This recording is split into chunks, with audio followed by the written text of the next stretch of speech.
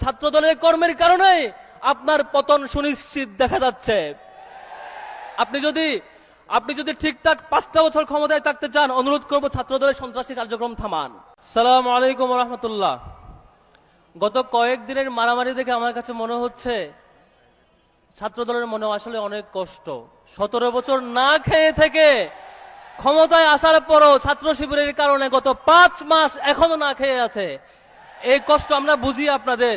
Palashi market থেকে খাইতে পান না, ঢাকা বিশ্ববিদ্যালয় 2841 কোটি টাকার প্রকল্প 1 টাকাও খাইতে পান না, জগন্নাথ বিশ্ববিদ্যালয় 10,000 কোটি টাকার প্রকল্প 1 টাকাও খাইতে পান না। আপনাদের কষ্ট আমরা বুঝি, 10% পান না কেন? এই কষ্টে বাড়াবাড়ি আপনাদের। আমি তারেক রহমানকে বলবো, আগে যেমন করে 10% চুপি চাপি নিয়ে নিতেন, এভাবে ছাত্রদলকে এখন দিয়ে দেন। তবু আর কারো চোখ উপড়ে ফেলেন না আল্লাহর ওয়াস্তে।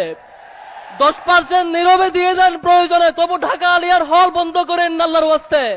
আপনাদেরকে অনুরোধ করব, সংগ্রামী ছাত্র জনতা, ছাত্রদল মনে করেছে 91 সালে ক্ষমতায় আসার পরে যেমন করে প্রত্যেকটা হল দখল করেছিল তেমন করে পারবে। এখন পর্যন্ত ঢাকা বিশ্ববিদ্যালয় হল দখল করার জন্য 5 বার চেষ্টা করেছে, প্রত্যেকবারই ব্যর্থ হয়েছে। জগন্নাথ বিশ্ববিদ্যালয় দখল করার জন্য অনেকবার চেষ্টা করেছে, প্রত্যেকবারে ব্যর্থ হয়েছে। তাদের এই ব্যর্থতার খায়েশ, তাদের এই ব্যর্থতার আউটপুট দিতে হয়েছে প্রত্যেকটা ছাত্র সংসদ নির্বাচনে। আপনারা দেখেছেন না? সর্বশেষ তাদের জন্য লজ্জা, বেরুবি এবং শাহজালাল প্রযুক্তি বিশ্ববিদ্যালয়ের ছাত্র সংসদ নির্বাচন তারা বন্ধ রেখেছে। আপনার জন্য লজ্জা হয়, একটা ছাত্র সংগঠন প্রত্যেকটা ছাত্র সংসদে হেরেছেন, এমন হারের পর আবার নির্বাচিত জিএস এর উপরে হাত তোলেন, কোন সাহসে এটা? সংগ্রামী ভাইরা, আমি তারেক রহমানকে অনুরোধ করব, শেখ হাসিনাকে ডুবানোর জন্য খুব বেশি কিছু লাগে নাই। ছাত্রলীগের কুকর্মই শেখ হাসিনাকে দিল্লি পাঠিয়ে দিছে।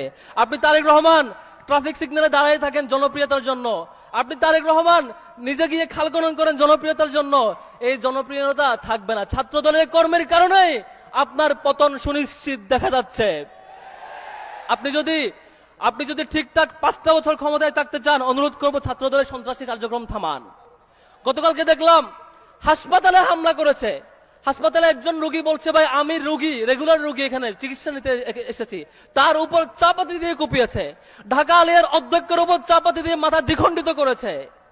এই কায়দা আমরা দেখেছিলাম ইসরায়েলে। একমাত্র ইসরায়েল, দ্বিতীয় ছাত্রলীগ, তৃতীয় ছাত্র দল হাসপাতালে রোগীদের উপর হামলা করার ইতিহাস রচনা করেছে। সেকেন্ড, আমরা শিক্ষকদের উপর হামলা করার ইতিহাস দেখেছি এর আগে ছাত্রলীগের, এবার দেখেছি ছাত্র দল।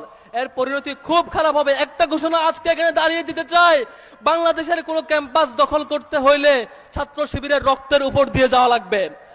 যতদিন ছাত্র শিবিরের কোন কর্মী বেঁচে থাকবে, কোন দায়িত্বশীল বেঁচে থাকবে, আমরা ঢাকা বিশ্ববিদ্যালয়, ঢাকা কলেজ, ঢাকা আলিয়া, জগন্নাথ বিশ্ববিদ্যালয় একটা ক্যাম্পাসে দখল হইতে দিব না ইনশাআল্লাহ।